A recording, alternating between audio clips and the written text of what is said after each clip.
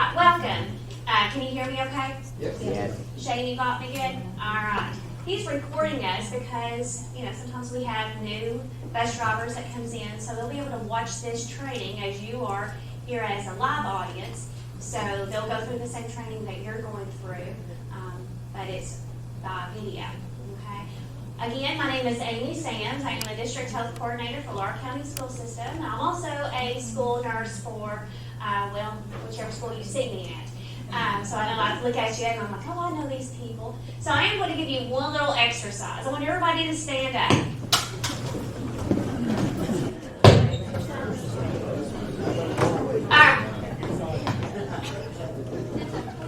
I say this every year, and I'll add on to what Mr. Cox just said. You all have probably one of the hardest, toughest jobs, because you've got to have that smile on that first thing in the morning, because you see the best, you see the worst, you see the saddest. You go up to some of these homes and you're thinking, is that really a home? So my hat goes off to you all, because what you all see every day is amazing, okay? And so you have to take that home and sleep on that and all that. You also see the worst attitudes. I hate to say it, but you see them whenever they're away from the parents, they act out, okay? So again, I want to say thank you.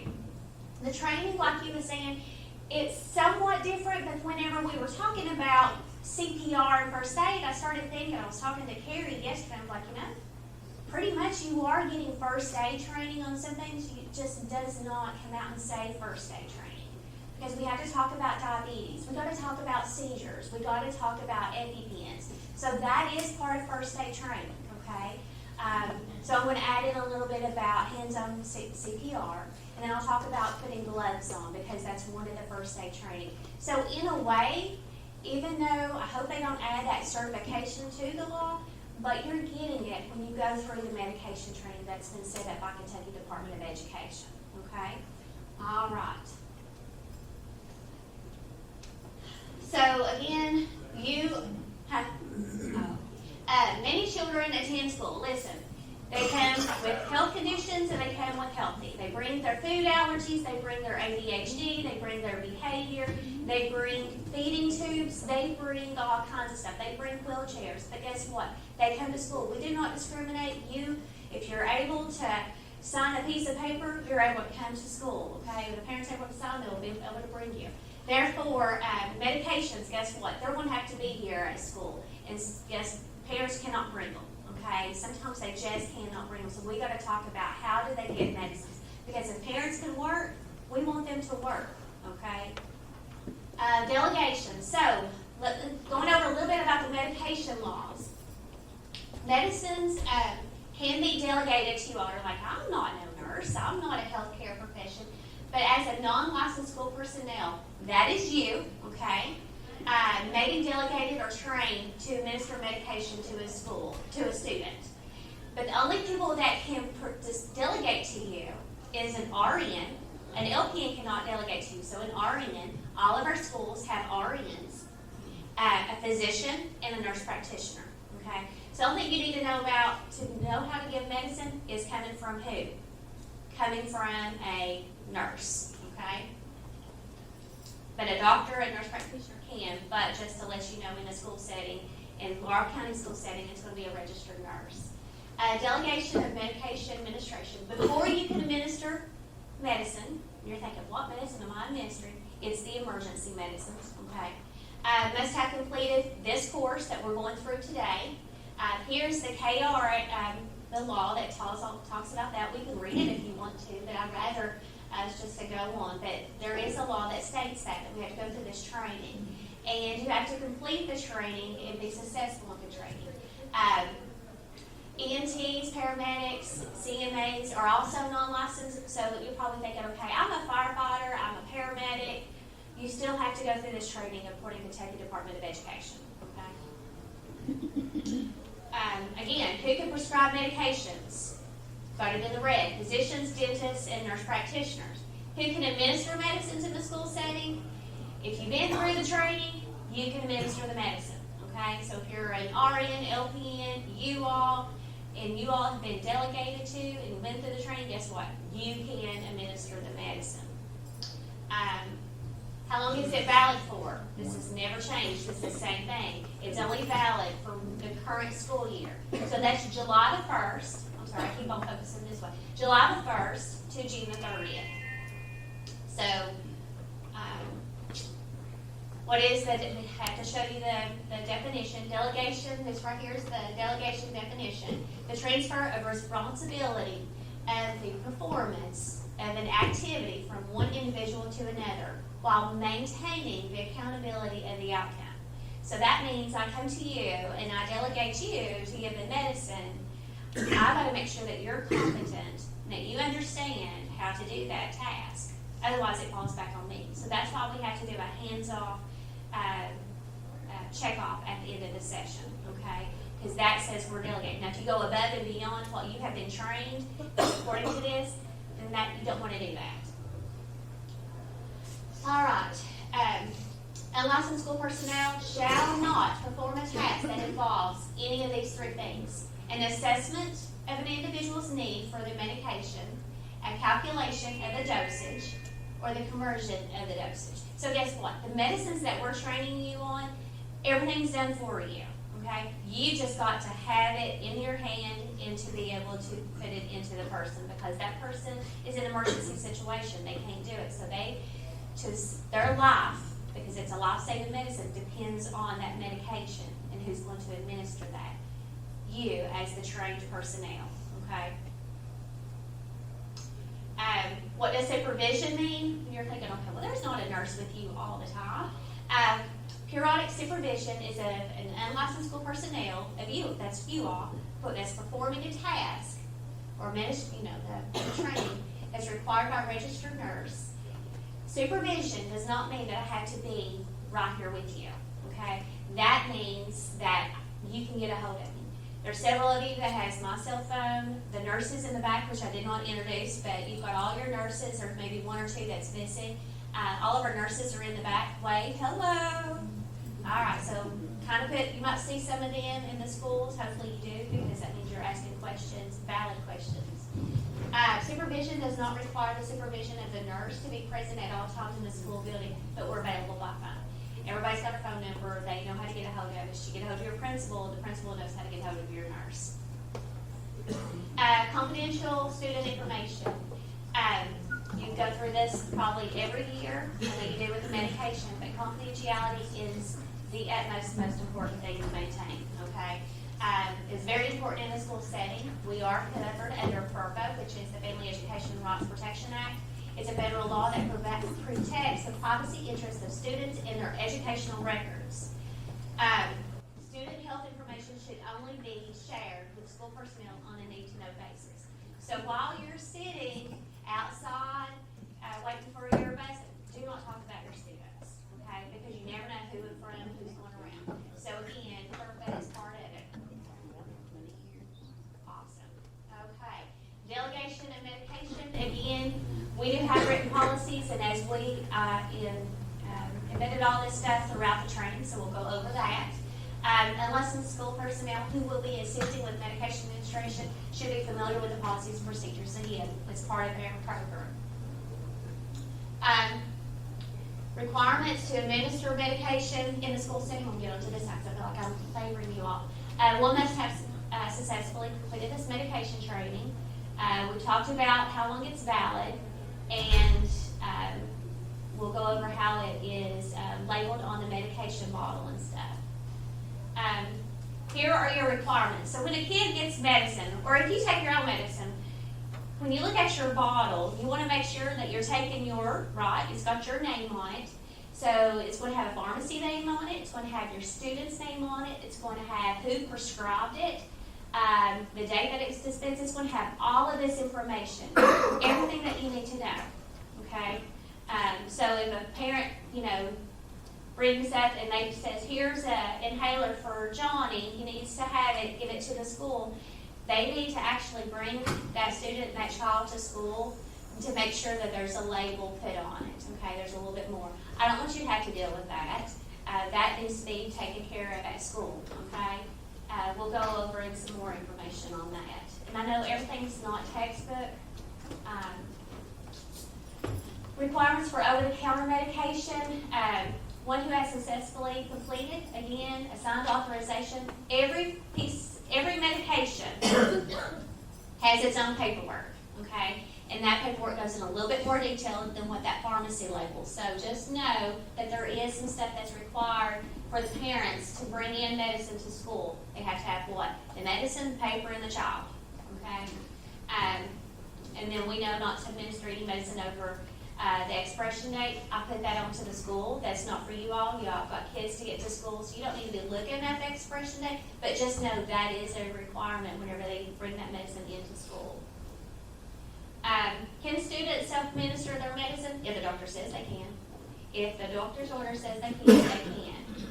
And that's up to the doctor. They'll make that decision. This authorization will only be valid for a current school year. So what medicine would that typically be? That will be your inhalers, okay? Because that's your asthmatics. That's people that needs that. Usually that's DDC. Other self-administering medications, usually not. That's the only one I can think of. Medication safety. The first dose is never given at school. It's always given at home or with a parent. Make sure that they're around. Why is that? In case they have allergic reaction. Right. So we don't want to have to deal with that. So we want to make sure they're going to handle that medicine correctly. If the medication must be transported to the school by the student, this is the part that you all want to know, right? It should be transported in its original container in a sealed envelope with the student's name on the outside and given to the appropriate school personnel.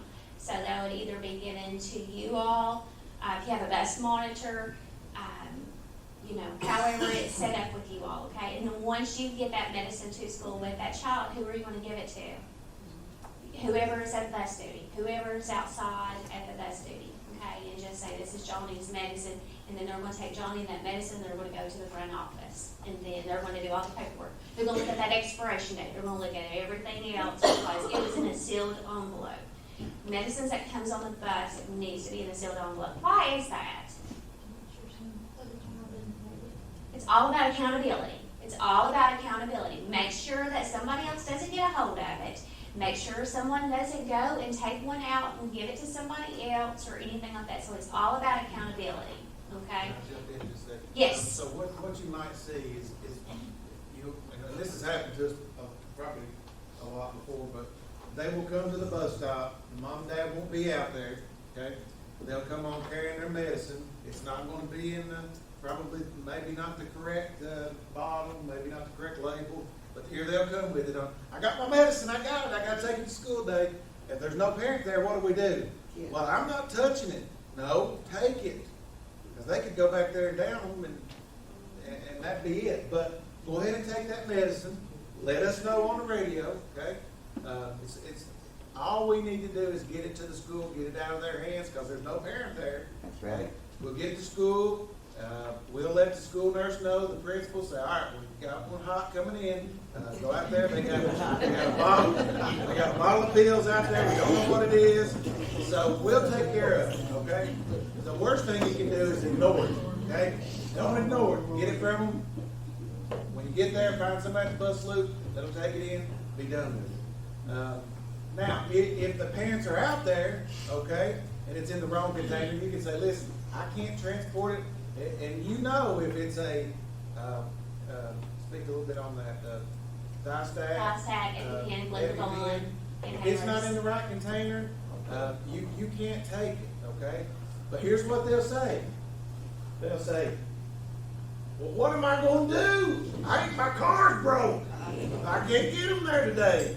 Well, holler at us on the radio, okay? Marshall, Victoria, myself, and Rob will be on the radio. We'll call the school and say, all right, what do you want us to do? Okay, so we want the kids to be in school, okay? We really do. That's our goal, is to get them there. If the principal's comfortable with it, you might want to close your ears, I don't know. But edit. So you want to take that medicine. If we say yes, go ahead and bring it in. We'll deal with it when we get to the school. Because we do want to transport the children, okay? And if it's not bothering them, okay, you won't give it if something happens on the way to the school. But the law says you're not supposed to transport, okay? I mean, it does. But if we can get a hold of that medicine and we can get into the school, have the kids there safe, and that may be not the rule, but it may happen. But we wanna get them to school and let them deal with it when they get there, okay? Go ahead. Because we're all about getting them to school for many different reasons. For safety, like you was saying, just for safety for the kid, because more likely, the parent's probably not there.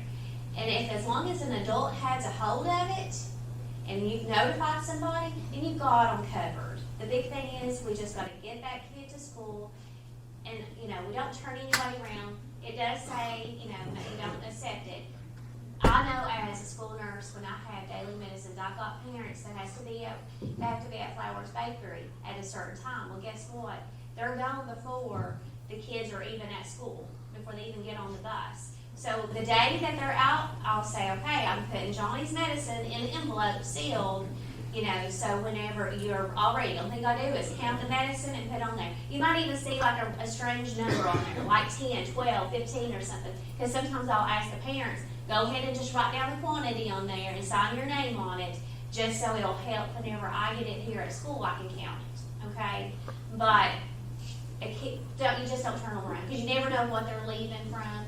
Isn't an adult, and you know they're going to a place that's going to be safe for 7 to 8 hours. Yeah, that's exactly the situation that I'm talking about. If you have parents out there, and unfortunately we do in some cases, they make some bad life choices and they don't parent, okay? Maybe drugs, alcohol are involved, or whatever. But if that little youngin comes out there and he's bringing a dice or a heavy pen or his medicine for school, we don't want to see them back in there with nobody home. So, and that's really what I'm talking about. Because you're gonna have some deadbeat parents. I hate to say that, but unfortunately you do. Kids that need the EpiPen, now, are we supposed to take that EpiPen or leave it with them? We'll get to that. We'll get to that, okay? Because it can be, it's all according to their plan. Great question, and we'll get to that when we get to the EpiPen. And if I bypass it, which I shouldn't, remind me. Same thing goes for a diastase. And they'll go with it. Usually, the kid that rides their bus, that diastase, it's in his backpack. Yeah. And we checked his backpack and it went with him. Yeah. And it was in school. Yeah, Yeah. and those type medications, if it's that severe, we're gonna have a plan, Victoria's gonna be in the meeting. So we're gonna know about it ahead of time. Those are normally not the cases where the kid brings his medicine on the bus without the parents knowing. Okay, Yeah. so yeah, the plan will take care of that. Yeah. But good question, absolutely, Yeah, yeah. and we'll get to that when we get to more of our emergency medicines. All right, so any questions about medication getting to school? Okay. Let's see here, you want to make sure you give it according to the label. And again, this is more for the school setting, but I have to go over that with you all as well.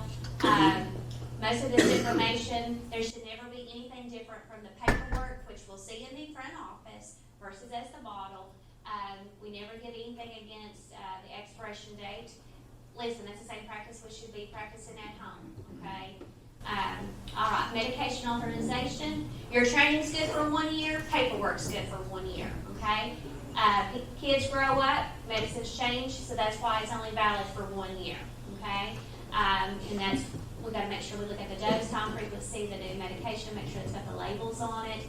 Nurse, school personnel may not accept requests to change prescribed medication dose from parents. So long case say, well, you know, they're a little bit more hyper, so I've been giving them extra, you know, ADHD. You know, we can't do that. We can't do that. We'll have to go to the doctor and get orders. Or I've been giving them Benadryl, but to calm them down a little bit. We can't do that either. We gotta have doctor's orders. All right, storage of medication. Medication must be secured in a locked cabinet, okay? Except, only medicine that should never be locked behind a cabinet is an emergency medication. Because you're gonna be more in trouble if you're trying to find the key. Like a few minutes ago, if you see me out in the parking lot, I was looking for my key. The thing about a remoteless key, you just have it in a purse. Well, I have 10 purses, and I could not figure out which purse had the remote, okay? So if I'm looking for a key to get out an EpiPen, guess what? I was out of luck. Emergency medicines should never be behind a locked door, okay? Another place it should never be stored is where? On your bus, in the car. I don't care if you go to church with them, if it's your neighbor, if it's your grandson, or whatever. You should never have emergency medicine kept on there. Why is that? Heat, cold. Bus maintenance, what if you're on a different bus? What if something happens and they have to do a different bus? What are you gonna do? And it doesn't work that way, right? So never keep, and don't set up a plan with a friend to do that, don't do it. For disposal or unused expired medication, it's, we have ways of getting rid of it. You never flush medicine down the toilet. You don't flush it down the sink. The best way is if you got used kitty litter or used up coffee grounds, that's one way to dispose of medicines. I know like at the health department and the police department, they have like almost once a month drug take back. And that's a great way to clean out your medication cabinets and stuff. Field trips. I hate field trips. Can I get an amen back there? Because it seems like the school nurse never knows until about 30 minutes, 30 minutes, and they might have 3 or 4 going out at the same time. I don't know, lack of communication. Daisy, can we work on that? Any ideas? Preaching to the choir. I don't know, so if maybe the nurse can get up with me, let me know, have a. You know, that might be a plan. We might need to do that. Okay. But field trips, students' medication may not be repackaged. We cannot just go and take out one ADHD medicine and put it in a Ziploc bag. Do you have to worry about that? No. We tell the teachers how to handle that. So what we do, we tell parents that they need 2 medication bottles. One with medicine, one that's empty, and we write field trip bottle on it. And so, yes, you might have medicine that's on your bus during field trip, but guess what? You got that teacher, thankfully, you got that teacher and those other assistants. I want to speak just a second, because I don't know if they've ever been told this. So when you take a field trip during the day, and you have the teachers with you, they have those medications, all that stuff has been decided in the same plan that you all been made aware of. So if they're on a field trip, they have a procedure that they do, okay? So that's not on you, okay? They have that written in their plan. What do we do when we're on a field trip? Who does this and that? So it's normally the teacher, unless it's specified and you're told if you're on a field trip, okay, you're responsible for this as a driver. But normally it's going to be the teachers, okay? Okay. So we'll take care of notification and preparation administering the medicines during the field trip well in advance of the day of the field trip, which is usually like 15 minutes, okay? We'll try to work on that for the 1920 goal. Document the student's medication. So what we do, we tell the teachers when that medicine's given, once they get back to school, they got to document, okay? They just got to put their initial that that medicine was given at that time, because you got to claim when you give a medication. Refusal of medication. Situations when schools might be unable to grant the parent's guardian's request. Medication was not sent to school in the original container. Medication prescribed twice daily can be administered before and after school hours. Medication prescribed 3 times a day, it can still be done after school. Student has requested over-the-counter medication for 3 consecutive days. So if they've been asking for Tylenol or Motrin for 3 consecutive days, guess what? We've got to have a doctor's order. There's something else going on with this kid that is above and beyond what we need to handle, okay? And that's just stuff that you need to know to file it in File 13, but you will not be using that in the practice as a bus driver. Or if you have no written authorization on file. Refusing medication is not a medication error. Document that they just refuse the medicine. Maybe they're just missed their ADHD medicine for a couple of days and they're just very out of sorts. But it's not a medication error, he's just not going to take it. When a student refuses to prescribe medication, it should be documented in the school and we'll take care of all of that. So just know that you do an action, you have to document. If you do an action and you don't document, guess what? It was not done. Medication errors, here's some medication errors: wrong medicine, wrong dose, wrong time, wrong route, wrong student, failing to document, or inaccurate documentation. We have had times that parents, they're waking up or they just got done working 3rd shift, they put their medicine into the kid's bottle for them to take at school, and guess what? The kid's like, this is not my medicine. We look at it and we're like, are you sure? And kind of find out, thankfully we didn't give it in the school setting because it was a blood pressure pill. So, things happen. Doesn't mean that makes them a bad parent or anything. Life just happens. Now, if that happens a lot of times, we have a question there. Anytime that you have an error of anything, who are you going to notify? Any time in your workplace you have an error, go ahead, go to your immediate supervisor and let them know, okay? It's better to handle it face on than beat around the bush and then deal with it. Errors made in recording medication, we always write void and we initiate initial and date. All right, here is to the meat and potatoes. Emergency medication. Anyway, do you have any questions about the law? Okay, who can delegate to you all? A registered nurse, a doctor, or a nurse practitioner, okay? Can lawmen tell you, hey, they can take 2 Tylenol? No, they can't, okay?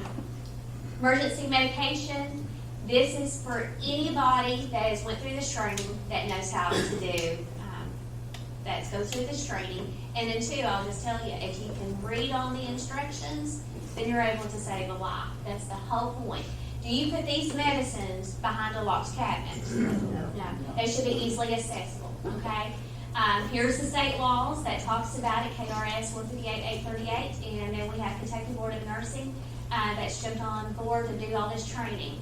And we can give glucagon, Diastat, and EpiPens, okay? I do throw inhalers in there in talking about inhalers because, again, you've got morning times, you've got hot buses, you've got hot evenings, you've got recess right before they get on the bus and stuff, so I feel like you all need to know that. So we'll go in all that. How long is your training good for? 1 year. How long is the paperwork good for? 1 year. Good deal. All right. Anybody know anything about diabetes? All right. If you got a high blood sugar, what does that mean? You're producing, your blood sugar is up a little bit, so what are some of the symptoms that you're going to have? You're going to be using the bathroom a lot. You're going to be eating a lot. You're going to be, everything's going hyper. Everything is up, okay? So that's usually a high blood sugar. A low blood sugar is what? You're feeling low. You can be irritated. You can be combative. You can be sleepy. You can pass out. You'll feel shaky. How many of yours went a little bit longer before lunch and you just feel like you just get hangry? I get hangry all the time. I always get told, eat a Snickers. Results when your blood sugar, student's blood sugar level drops low and it occurs suddenly. This is probably, if this is what happened in school, it's going to happen on your time, okay? And not in the afternoon, or it shouldn't happen in the afternoon. It's going to happen when? In the morning. Because if you're hurrying and you're rushing, you think they probably ate their ate breakfast? No. If they haven't ate and they took their insulin because mom said, oh, well, go ahead and give your insulin, you'll eat when you get to school. Well, guess what? Their blood sugar might drop, okay? So this is one of the medicines I say you all need to really understand and know what some of the signs and symptoms are. Because if it's going to happen, it's going to happen in the morning hours. Not naming students' names, but how many in here, raise your hand if you had a diabetic on your bus. Okay. Have you ever had to deal with a low blood sugar in the mornings? Yeah. Yeah. Now, in the afternoons, why do we not have to deal with it as much? We take care of that at the school side. On the school side, we try to check their blood sugar around 230, 245 to see if it's low, and we kind of figured out their trend, and that gives us time to at least do 2 corrections before bus time, okay? And if we have an issue with that, then we'll call the parent and say, we need you to come pick him up. We've been dealing with some crazy blood sugars. I don't think it's safe for him or her to be on the bus, okay? So again, when are you going to deal with it? You're going to deal with it in the morning time.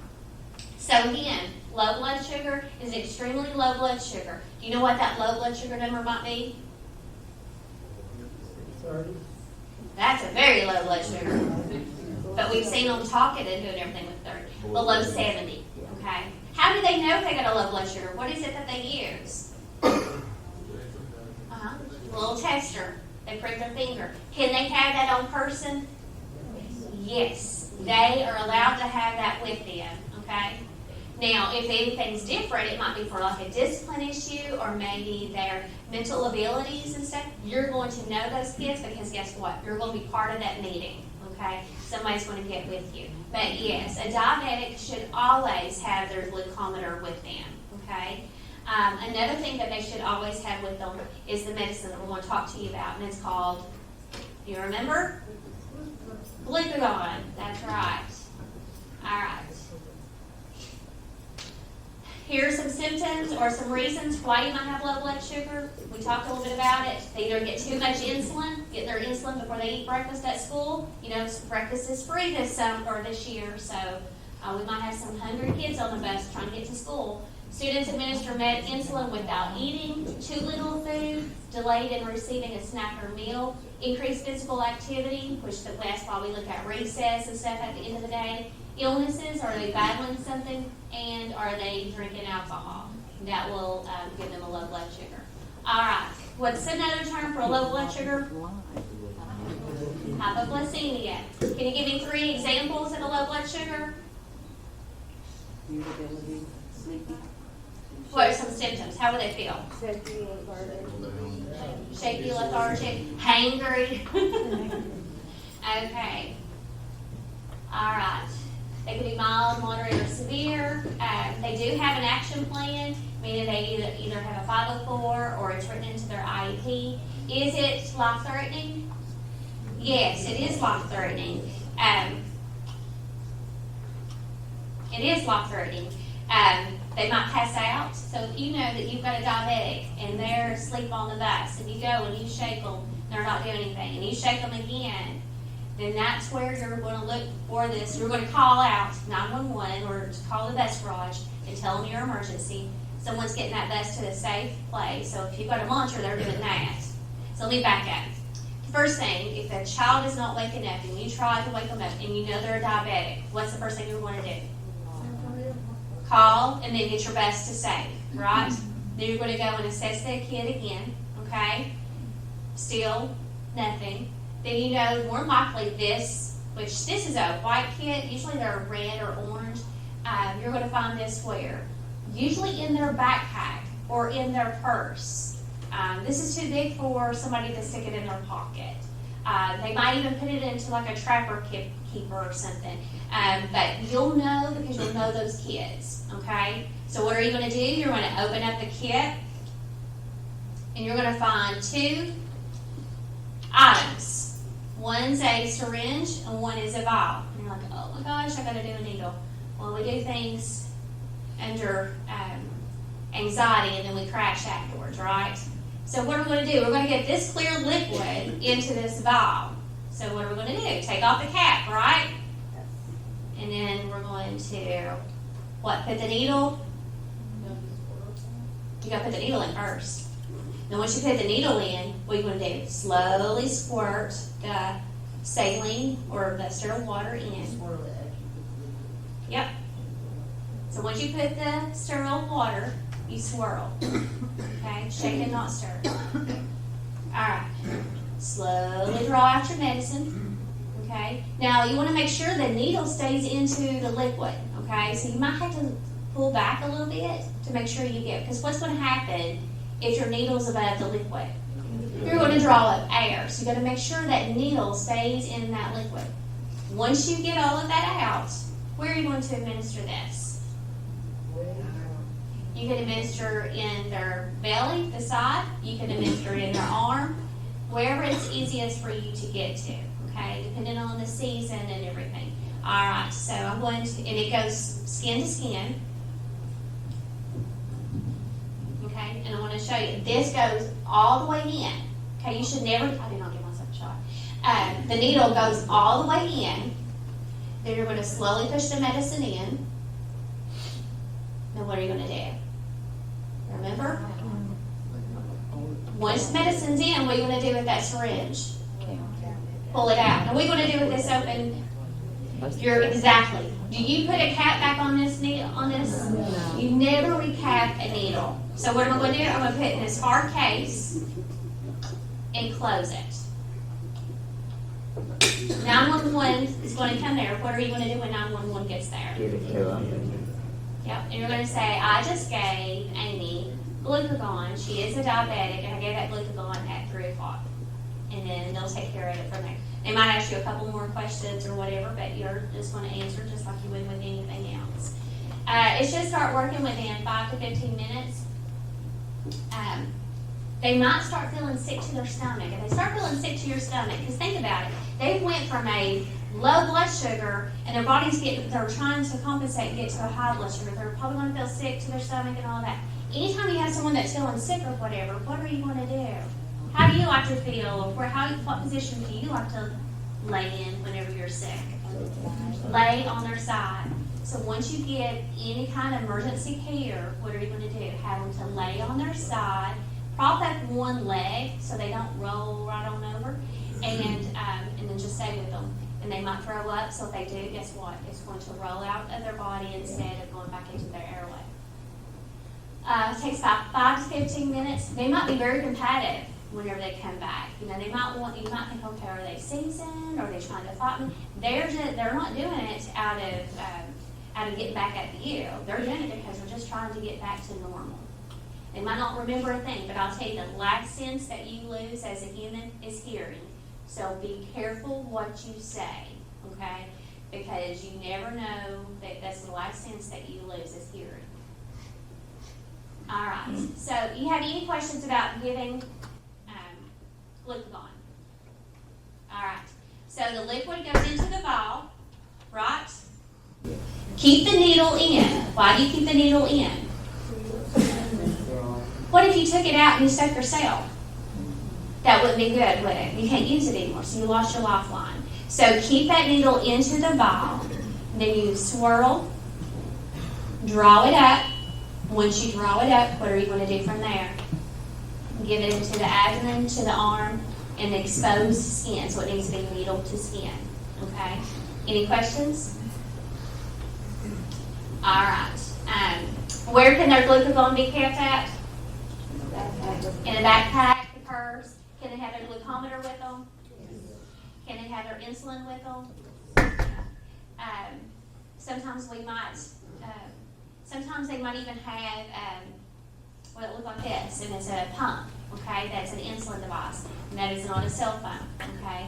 Sometimes they'll have two things on. They'll have one that checks their blood sugar continuously, or they have one that gives their insulin. Okay, so you should know those kids by a plan or whatever. So if you see some kind of device that's attached to them, do not ever pull that device. Just ask them, talk to them as you would with anybody. Hey, what is that? What's that for? And then they'll tell you. But don't ever pull it or claim that it's a cell phone or anything until you actually get to the matter and ask questions. All right. The one that I think we deal with every day, we have, I think, over 275 EpiPens in our school district. And so what's EpiPens for? Anaphylactic shock, which is whenever your airway closes up, when your heart rate wants to drop, okay? What are some of the causes of anaphylaxis? Bee stings, latex, medicine, or asthma exercise induced. I don't think we have any of those now. We did, but we don't anymore. What are some of the symptoms of an anaphylactic reaction? Swelling. Try to clear my throat all the time. You might be itching. You might be breaking out in redness and hives. Breaking out into cold sweat and just feeling sick, throwing up. Okay. So if you see somebody that's doing that, then what are you going to do? If they have an EpiPen, we're going to talk about that. But if they don't have an EpiPen and they first time doing this, who are you going to call? Call 911, okay? Because they may or may not have an EpiPen, because sometimes you can just out of the blue just develop an allergy, okay? So you're going to call 911, and then you're going to call who? The bus garage, and then they're going to tell you what to do from there. I talked to a 911 call center just to find out that I tell you all correctly. Anytime that you call in, once they figure out they're going to tell you step by step of what to do. Okay, if it's and I'll get into that into CPR. But there's your symptoms that you, that they may experience with anaphylaxis. EpiPen is what it is pretty much is adrenaline. It's epinephrine is the medication. What does that do? It decreases the swelling in your airway, and it increases your breathing. Okay, it's got some alpha in there. So what's that going to do? That's going to help you to do your fight and flight. Okay, so we're going to go from not able to breathe to be able to breathe. Usually takes about 5 to 10 minutes. It should work immediately, but it's only got to last about 10 minutes. Okay, so what are you thinking? I better get this person to the hospital after I give this EpiPen, right? Okay. All right, so there's 2 different forms, and I don't have the Auvi-Q. Hey, Carrie, do you have the Auvi-Q? You don't read it? Okay, I think I've got a video on it. Anyways, an EpiPen, you see what it looks like? It will be also in a clear container that should have their name on it. We ask for them to have a pharmacy label. Whenever they go and pick them up, when parents pick them up from the pharmacy, there's usually 2 EpiPens in a trainer in a box. And we ask the parents to get a pharmacy label for each of the EpiPens and then one for the box too. Just label everything because we will divide and conquer and put these right where they need to be. So, severe allergic reaction. You've got a kid on your bus that's all of a sudden just trying to wheeze, they can't breathe, they're breaking out red. What's your first step you're going to do? Because you know this kid, right. They're going to ask you to get that bus to a safe position. You got the bus in the safe position. You're going to go, oh, yes, he's got an EpiPen. Yes, he's got an EpiPen. They're going to, go and tell 911 that. And then what you're going to do, you're going to get that EpiPen out. Okay? Where's this EpiPen only given at? In the outer thigh. Okay? So, orange, you always be cautious at orange. So, it's either going to be orange or red, depending on the manufacturer. But just always think orange and red, use caution. What's that mean? Watch out, because that's where the needle is going to come out at, okay? The lids are either going to be blue or green. That means it's okay to go, okay? So I recommend that you automatically have that orange or the red tip where the needle is supposed to come out. Already have that against the thigh, okay? Because you're going to be nervous anyways. And then I'm going to pull this blue lid. It could be a green lid. It could be a black lid. When I pull that, what does that do? It helps me whenever I give any pressure to where that needle comes out. It's going to allow it to fire, okay? All right, so I'm going to push, and it makes it click. And how long am I going to count? 10 seconds. Some things might say 3, some might say 10. The thing is, if you hold it there for 10 seconds, you're good, okay? What is going on during that 10 seconds? The needle is going in, and there's a plunger that's pushing that medicine in, okay? And then after that, what are you going to do? Remove it. You just gave them a shot, so rub their thigh, okay? What position are you going to have them laying? Side laying position. That is a rescue position. Part of first aid, too. That's a rescue position. EpiPen, this is a first aid training, okay? That's part of that. And then who are you going to give this to? EMS. EMS, EMT, whoever shows up. You see how this orange extended out?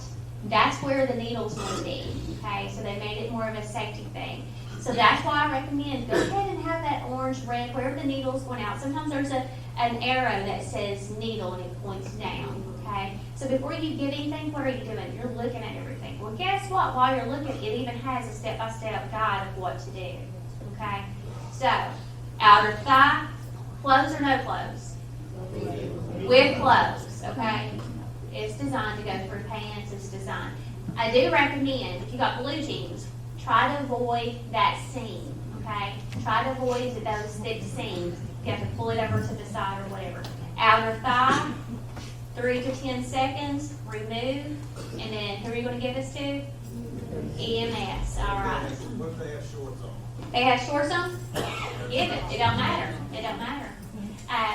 If you have a kid that says, oh, no, don't give me EpiPen, don't give me EpiPen. They might not need the EpiPen.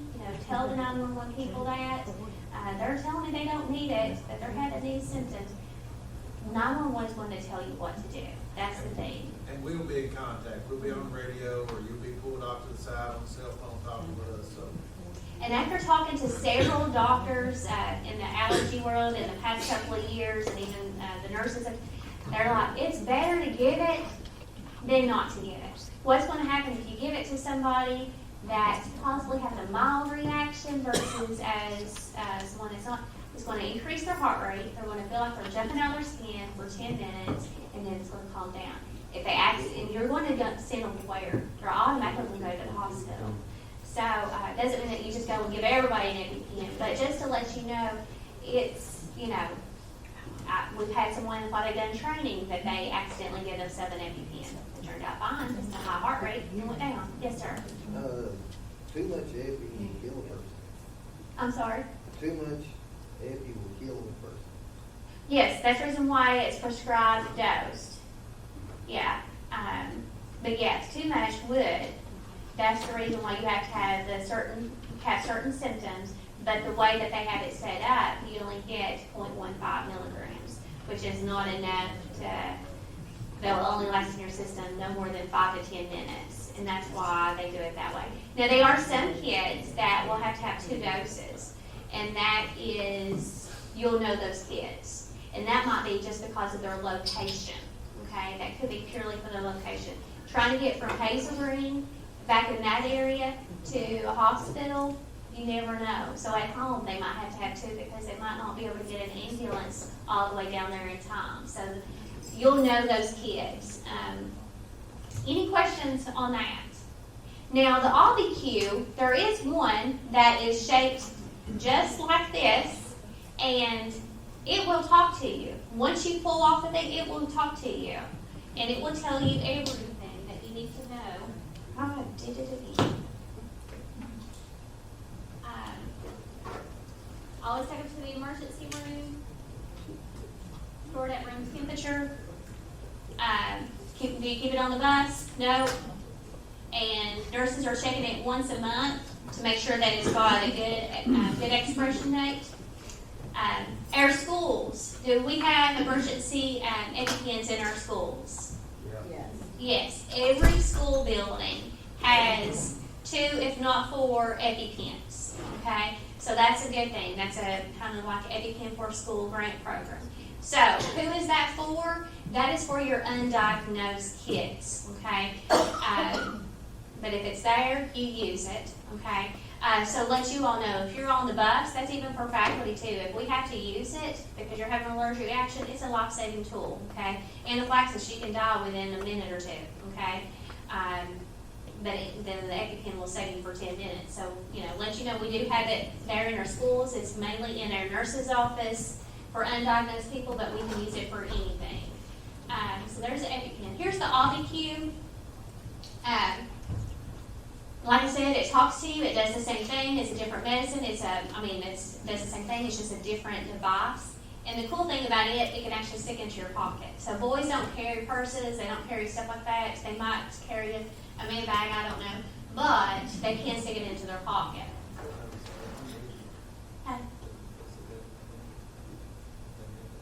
Yes, yeah. It tells you exactly what to do. When you take that cap off, it tells you exactly what to do. Anybody in one of the meetings or any of their kids that they know has that? Has anybody saw one? Raise their hand. Got one back here. I show them if they come to South Mill, because I have one I train. Yeah, so if you, again, you'll be in all these meetings if you have a student that's going to require one of these emergency medicines. Yeah. In a more closed setting where they can give you some time to work with it. And one thing I'll tell you too is I'm all about people asking me questions. So if you see me, and most nurses are, because that's kind of the people that a nurse is, okay? If you don't know, or if you've got concerned or whatever, guess what? Just go and talk. Communication is the best form of getting things done, is talking, okay? If you don't talk, then nothing gets done. So you have a question, you have a concern, you're on the bus, you might see something that might work better. Communication, talk to us, let us know, and we'll get through it. If I get this video to work, so we'll just truck right out. If you have any questions, let me know when we do our individual checkoffs. All right, our next emergency medicine is Diastat. How many years had Diastat on their bus? Quite a few, quite a few. What is Dialstat for? For seizures, right. If you have a history of seizures, do you have Dialstat prescribed to you? No. You actually, some people that might have seizures, they are controlled under medication, okay? That's the doctor's determination if they need to have Dialstat, okay? If they have Dialstat, it's emergency medicine, they need to have it on person, they need to have it around them, on the bus, okay? Epilepsy is a neurological disorder that causes students to have recurrent seizures. Seizures are caused by brief disruption in the brain's electrical activity, resulting in altered or loss of awareness, shaking, convulsions, confusion, and sensory experiences, okay? So, they might not remember. Hearing is the life sense that you lose. So be careful what you say when you're attending to an emergency situation, okay? You'll know these kids that have Dialstat because you're going to be part of the meeting. I know Victoria and I and all the nurses, we usually work really close, just making sure that you all know. And again, you're going to be aware. Here's the different types of seizures. You've got generalized, absence, complex, simple, myotonic. You know, you can read all of that. There's different types. What you need to know is the ones that those kids that have to have Dialstat. Seizures, they might act one way 1 week or one time, and the next time they'll act totally different, okay? The most important thing that you need to know, another important thing is you gotta know the time, okay? So if you have someone that's having a seizure, who are you gonna call? You're gonna call the bus garage, you're gonna get that bus to a safe position and get to that kid and make sure that they're safe.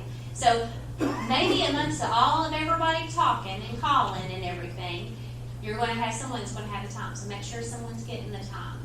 And then at that, 5 minutes is usually how long you have to wait before you get Dialstat. There's a couple of kids, you'll know those kids, the orders may be different, but you're gonna know those kids, okay? Where's the Dialstat typically kept? In the backpack, because that's the safest thing. It's the safest place for them to have it, in the backpack, okay? If it's different, you're gonna find out about those kids. We do recommend is if they have Dialstat, and it's a bus transportation just because of some, misuse of medication, we do like them to be like in a Ziploc bag and then sealed, and we'll do that in the nurse's office. That is just to make sure that we know it's not being tampered with, okay? We've had some kids that will show up in their medicine. Is that something that you need to worry about? No, but I just want you to know we like it to be put in a Ziploc bag and sealed with a piece of tape, okay? That's not locked because you can easily just rip open that, but it's just a way, some places they don't have gallon Ziploc bags and packing tape. Usually you don't have the 3-inch packing tape. So that's what we recommend to do just to make sure that the medicine hasn't been tampered with. So you got a kid that's having a seizure on your bus. What's the first thing you want to do? Safe place, call who? 911, and you're going to what? Know the time, right? 5 minutes, you're going to seem like an eternity, okay? But during that 5 minutes, there's a lot of stuff that can go on. You can have like a human wall, okay? Make sure people don't have their cell phones. I'm sure y'all would have that kind of conversation about cell phones and buses and everything, because people love to video, people like to text, and then everybody knows it before anybody in central office knows about it. But you're going to have that kid laying into a safe position. What's a safe position? Side. Now, if there are wheelchairs, stuff, we do things a little differently. We got to just, sometimes it's just better for them to stay seated in their wheelchair. We can get them out. Again, nothing's textbook. We got to figure out what's best for that kid, okay? Do you ever restrain, hold an arm down or anything like that when someone's having a seizure? No, we do no form of any kind of restraint. You actually have to go through training to be able to restrain somebody. But what are you going to do? Try to protect their head, okay? Because you got all this small space and a lot of stuff. So protect their head. Use a backpack, use a coat, use something to kind of protect them. During that time, you've got your human wall. Then you're going to have them to lay on their side if possible. Why is that? They might throw up. And then what's going to happen is going to be able to keep their airway patent Taking the airway, a good clear airway is very important. If you don't have a good clear airway, what happens? You're not breathing, so we gotta make sure you're breathing. All right, 5 minutes. What's going to happen during the 5 minutes? We're going to open up our Ziploc bag. And we're going to open up the little box that has what? Our Diastat. Inside the Diastat, what's it going to have? It's going to have a clear cover. It's going to have a green line. We love a green line because it says ready, okay? If we ever look at it and it says it's red, it's not ready. That's only done by pharmacy. We have no dealing with that. And then you got your plunger. Inside of the box, there is some KY gel. I think I actually have a picture. And this is what the box will look like. Then you'll get your KY gel. What are you going to do with that? Right. So you're going to take off the clear lid. You're going to put the KY gel onto this. Okay? So I was just sticking into that KY gel. While you're exposing what? You've got to expose the bottom because it's called Diastat rectal Valium. Okay? So it is going to go into the rectal area. Once you bear down the bottom, you're going to take that Diastat that has KY gel and it's going to slowly go inside. This part right here, you'll see the white part, that needs to be flushed. You're not going to hurt anything internally into that individual, okay? So that's flushed, and what are you going to do here? You're going to slowly push, they say 1, 2, 3. And once you got the plunger all the way pushed in, what are you going to do? You're going to hold it there. You're going to hold it there for a couple of seconds, 3, 5, 10 seconds, whatever. What's happening during that time? This liquid gel is going inside the body and it's absorbing, okay?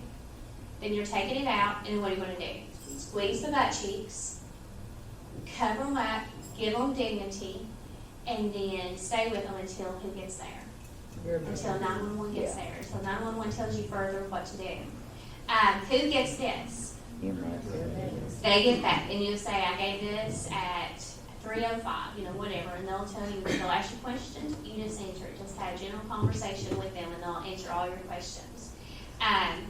So that's, again, you got to think about your surroundings. You got to think about where's your kids, and try to avoid cell phones as much as possible. I know that's a lot to do at one time, but I know you all can do that. You all probably have certain policies and ways of doing that. Any questions about Diastat? So Diastat is given for what? It's given for seizures. Does every kid that has seizures have Diastat? No. What? If you give Diastat, the typical rule of thumb for giving it is 5 minutes. Is that right? Okay. If it's different, you're going to what? Know about it. Okay. Where is it usually located? In the backpack. It can be an adult-to-adult handoff. That's why we have these meetings, because nothing's ever textbook. Okay. Nothing's ever textbook. We try to make it textbook, but that's why these meetings are so important. And if you're not there, we'll try to make sure, but we really want you there. Okay. If you get a medicine and you're like, it's January, you talk to me in August, I don't care if you come to me. I want you to know. I don't want you to ever go out here and not know. Call me up. Carrie's at South Middle, Holly's at South High, so that's very neutral. Those are the school nurses there. Go to them, ask them too, okay? If you're just there 30 minutes before, go to those nurses and ask them. Before field trips, they review it with the teachers and stuff. The big thing is, we just want you to know how to respond. How to respond to a seizure is another first aid thing that you would have to go. Would you ever put anything into their mouth? No, you never put anything in their mouth. You did back in 1950s. I found the book the other day, and I was so excited. I'm like, well, this is crazy. You could try something in your mouth. Do you restrain them? No. They got a tire necklace. What are you going to do? Loosen it up, because we want to protect what? The airway. What position do you want them to lie in? A sideline position. Does everybody have Diastat? No. If you give Diastat, typically you give it in what? 5 minutes. So do you need to know when the time begins? Yes. So as soon as they start time, somebody look at your clock. Tell me what time it is. 911. Whoever you call, they're going to know the time that you call. Okay? But I would say, I need to know the time. And then you act and respond the way that you've been trained to. questions or complaints or anything on DISAT, on seizures? Yes, sir. You said you didn't have none to give in a month. I had a kid who graduated, you know who he is. Okay, Still is in his mouth. so, guess what? We now there's several different types of seizure medicines, okay? The ones, and that's buccal, and I'm glad you said that because that's one of the next videos.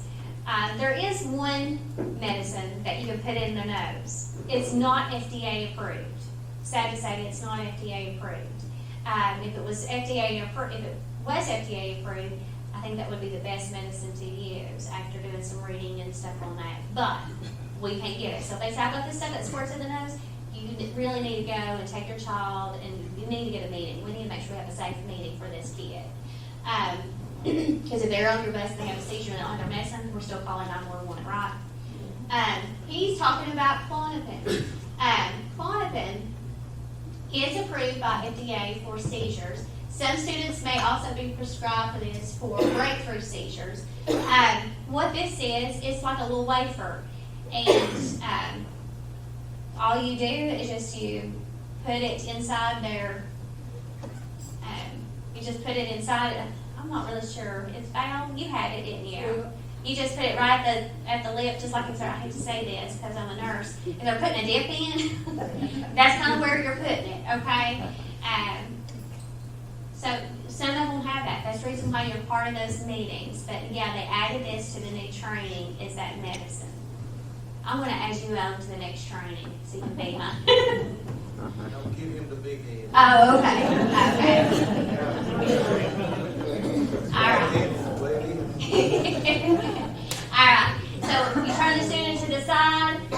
You know that they have it. You really want to have a gloved hand, and we'll go over gloves here in a minute because that is also another first aid thing.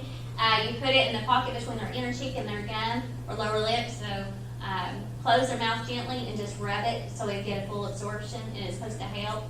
But they do say that DISAT works better. But you also got to look at we've got some that are 16, 17 years old. I know of a girl, and she wouldn't even come to school if she knew that medicine was in the building. So you've got to be careful. That's why you got to know these plans, because every plan goes in detail. Okay. Anyways, and then you always document.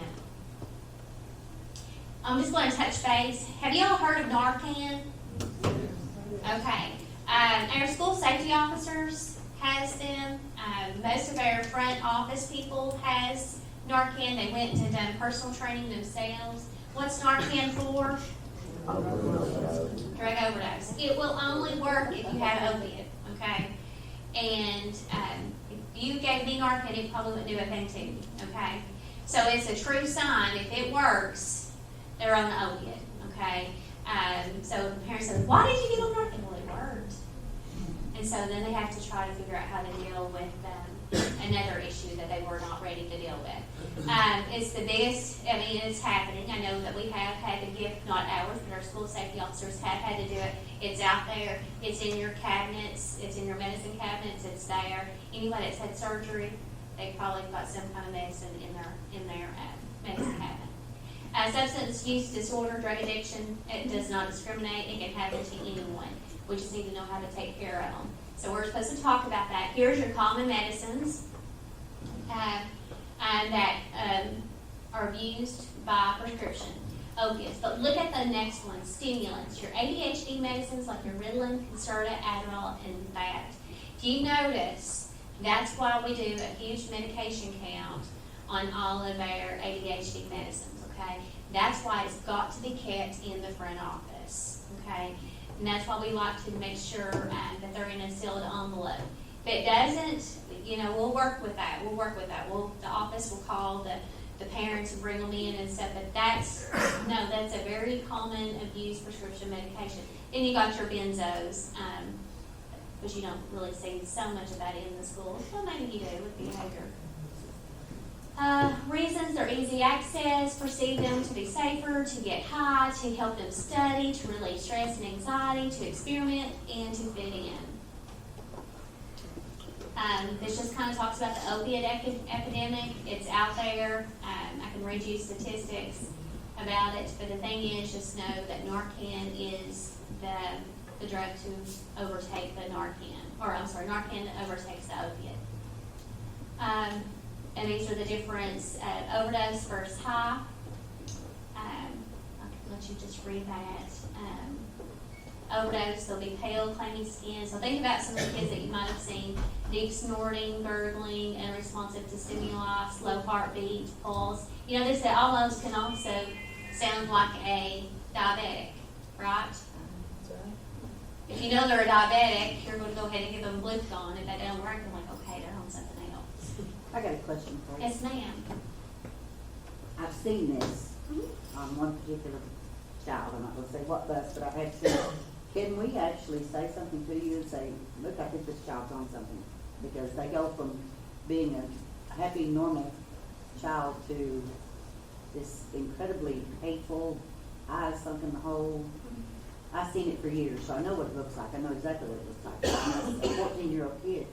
Where do you So- go? Because mom's not listening. That's a very good point to make, while we're on that. So, and I've spoken to several of you about that. You come to me or Marshall or anybody up at the office.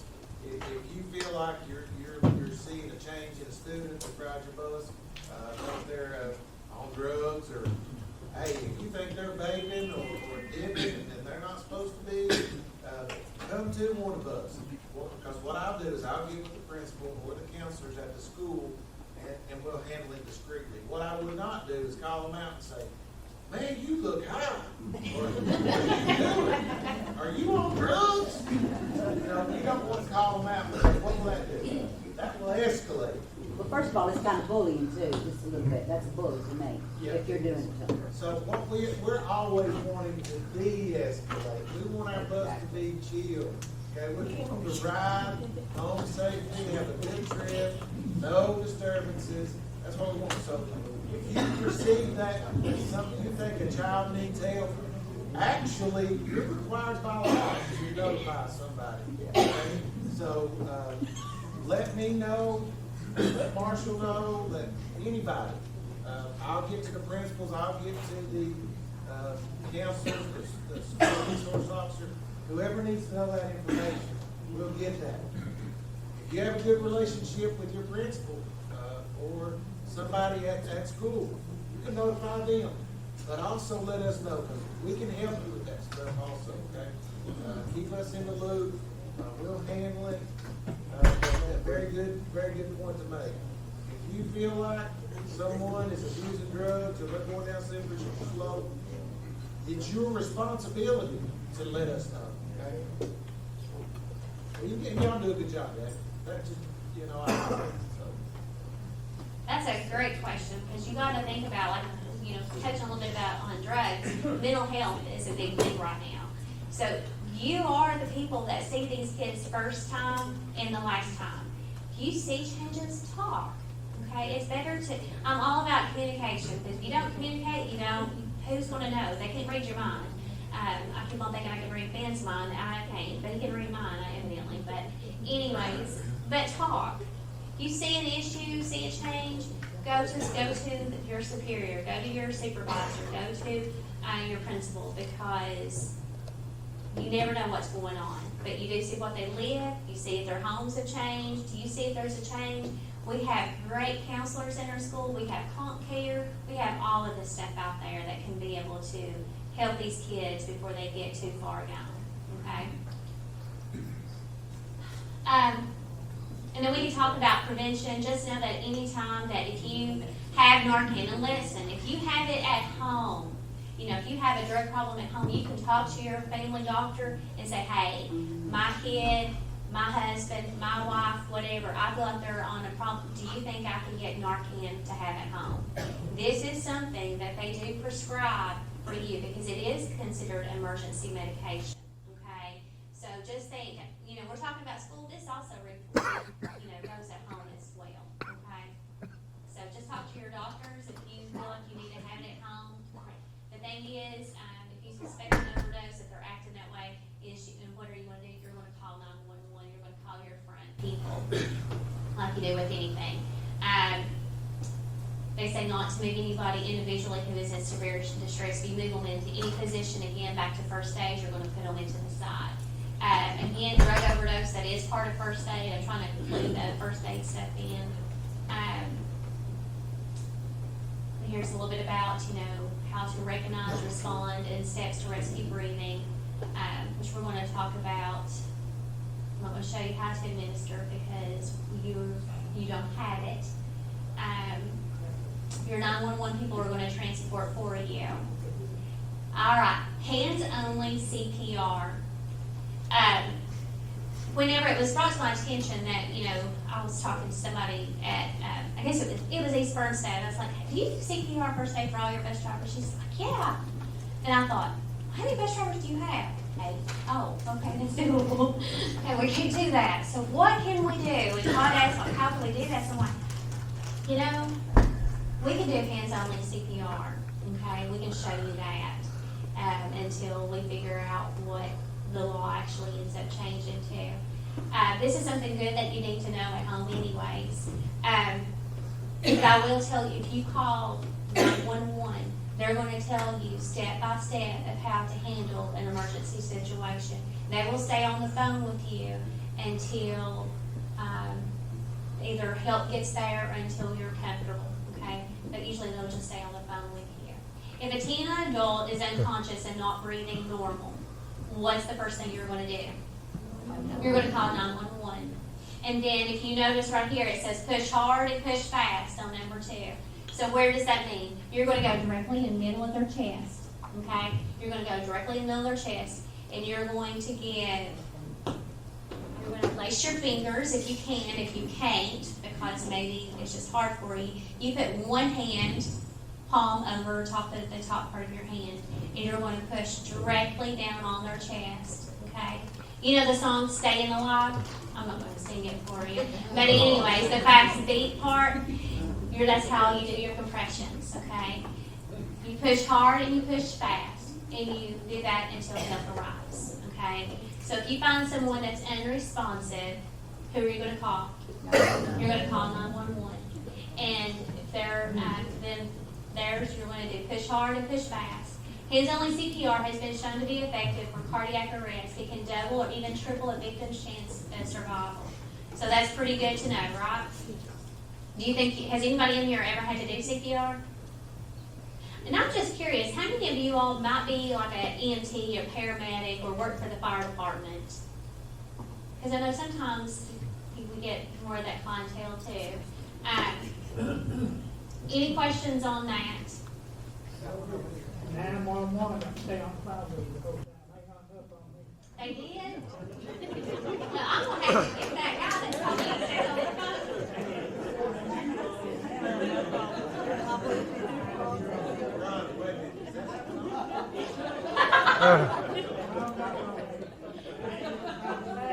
It took 40 minutes to get to 12th Street where they're ambulance, and I live there on 4th Street, but it was Marshall Flight. And it never happened on me once, it's happened on me twice. Oh. You was giving CPR? Yes, I was. Must know you by name, Well, Mom. they come.